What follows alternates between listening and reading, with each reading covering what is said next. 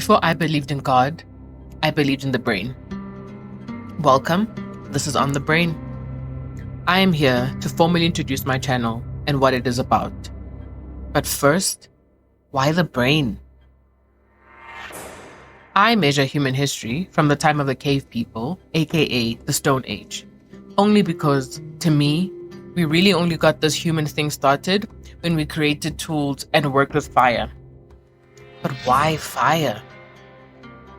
The effective manipulation of fire allowed our long-gone ancestors to expand their diet. The ability to cook food and extract even more nutrients out of fruit, vegetables, legumes, and meat aided the development of the brain.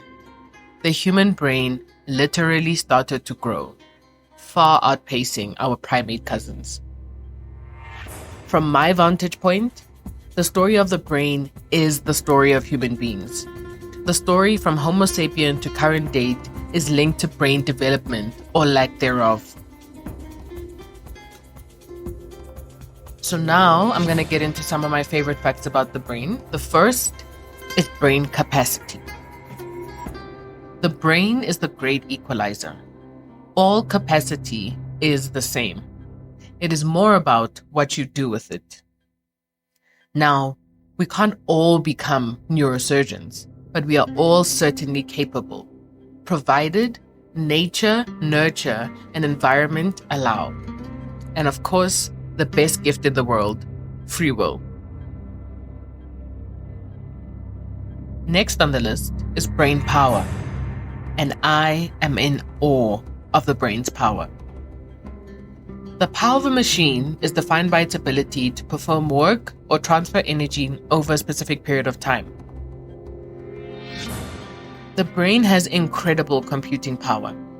It can perform the equivalent of an exaflop, which is 1 billion times 1 billion mathematical operations per second, using just 20 watts of power. All energy internally generated from the food that we consume. The administrative ability of the brain cannot be overlooked as well. From organizing information to being the command center for automatic processes in the body, on top of storing our life's memories. In addition, the brain translates our senses to help us make sense of the world around us. Brain complexity. To call the human brain complex is an aggressive understatement.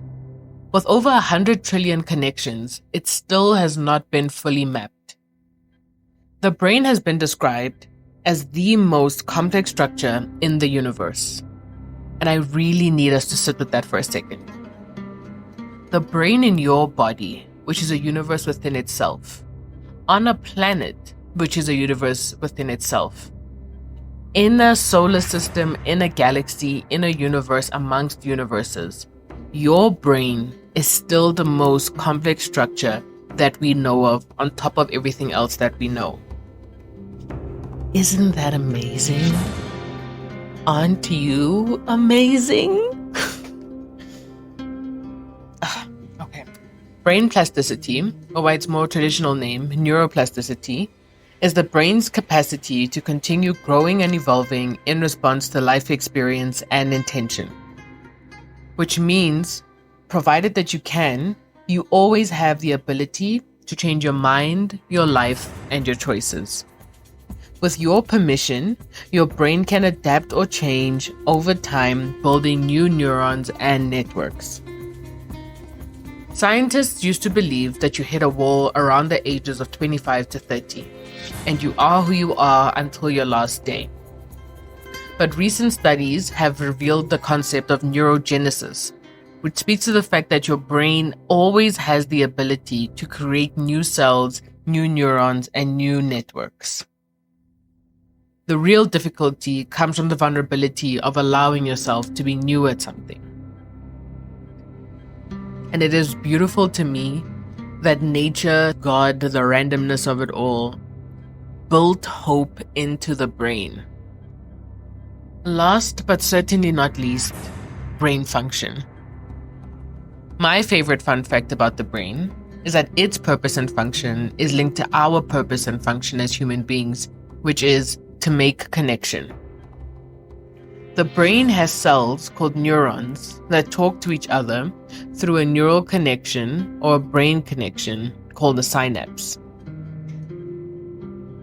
That transfer of information is the most vital job of the brain, and it is only made possible through connection. Without it, there is no complexity, capacity, power, or plasticity. In the same vein, human beings function and thrive in connection with one another. The brain is so complex that I have not even covered all the fun facts, and neither have scientists. Because the more they learn, the more we learn that there is more to learn. So I've technically just bombarded you with fun facts or facts that I find fun about the brain. But where is the God in all of this? Well, it all happened in a biology class, probably around grade 10 or 11. We had just concluded a lesson on evolution, and we were debating the theories on the origin of life. And the theories range from everything is random, nothing matters, to there's a creator with a purpose and a plan for every single being. In my opinion, the brain is too intricate in design and purpose for it to be random. But factually, everything around us exists through a sequence of random events. The deciding factor was that if the brain is currently the most complex machine that we know of, and as per its function of aiding connection, and the highest form of connection in the universe is love, God equals love equals brain. It hit me like a ton of bricks. It was in that moment that the brain became a symbol of God to me. And that is essentially what this channel is about. My personal love of the brain, my love of love, and how moving towards or away from love affects the brain. Thank you so much for staying until this point. In the comments below, please let me know what God is to you, traditional or otherwise, and your opinion on love, for better or for worse. I really hope to see you again on this channel. This was incredibly nerve-wracking to make, so there's some vulnerability for you. See you next time. Thank you so much.